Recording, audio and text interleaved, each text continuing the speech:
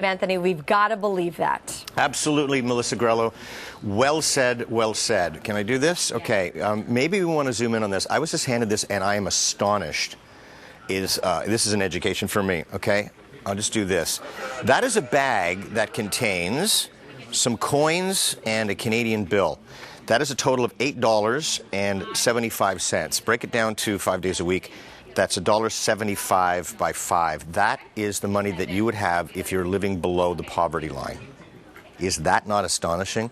And the reason I'm saying this is because Nalini Sharma this morning with the Live Eye is doing something good about this and informing us. Good morning to you.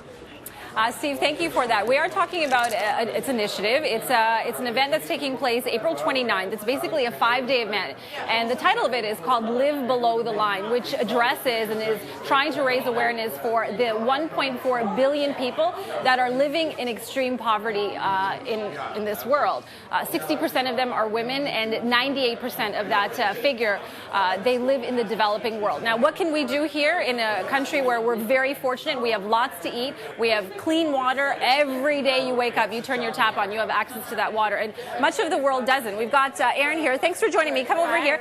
We're at Nella, Cucina this morning, and we've got this cooking class that's taking place. Chef John Placco is running it. Tell us about the initiative, Live Below the Line. Live Below the Line. So this is the first year that we're running this in Canada, and what we're doing is we're challenging Canadians to live on just $1.75 a day for all of their food and drink for 5 days.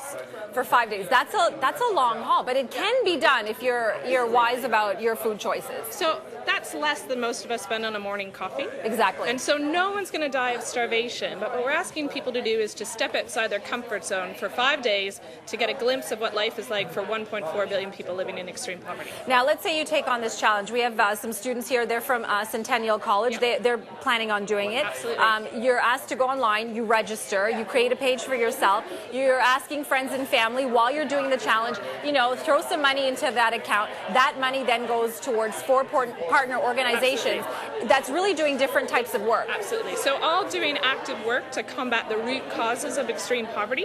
So take a read through them if you go on our website and find one that fits you. So something that you feel passionate about. So the partner organizations, it's Results Canada. Mm-hmm. You have Raising the Net. Spread the Net. Spread the Net, sorry. Raising the Village and Cucina International. Yeah, and they all sort of do different types of work. I spoke to a gentleman from Raising the Village, and his basic message, outside of all the things that they do, some of the money that they've used that have been filtered to their organization has helped to create water solutions. Absolutely. So one thing that we take advantage of here in Canada every day, clean water coming out of the tap. So the reality is for a lot of people, they just don't have access to that clean water. So Raising the Village is helping people get access to clean water every single day. And last year, I was reading in the bio that 3.5 million was raised worldwide. Absolutely. So 15,000 people took this challenge in the UK, the US, Australia, New Zealand. And this year we're looking to engage at least 1,000 Canadians in this challenge, and next year hopefully more. Now, do you have any advice for people doing it? I mean, how do you really shop on $1.75 a day? That's it. It's not $1.75 per meal. It's for the entire day. That's all you have to eat and drink. Plan, plan, plan. Yeah. But do all your shopping up front. When I did it, I took a little bag with $8.75 in it. I shopped around, and when the bag was empty, the bag was empty. But one of the best things that you can do is shop with friends and family. So bring other people on board to do the challenge with you, and you can pool your resources and get a little bit more diversity. All right. Thanks for that, Aaron. I just have a minute here. Just quickly chat with Chef John Placco. Thanks for that. And what are the recipes that you are making here this morning? Yes, the one I'm going to be making is pan-fried cauliflower and butternut squash with some rice and some vegetable broth. Very simple meal, but very filling, and that's what we're looking for, nutritious and filling. Yeah, and I mean, this is an eye-opener for you, too, because you're going to take the challenge. And, I am. Yeah, and I mean, he's a chef. He's a professional chef, so you have a great knowledge of food. It's still going to be difficult for you to come up with ideas. This has been a huge challenge, trying to have 3 meals within one day at 175.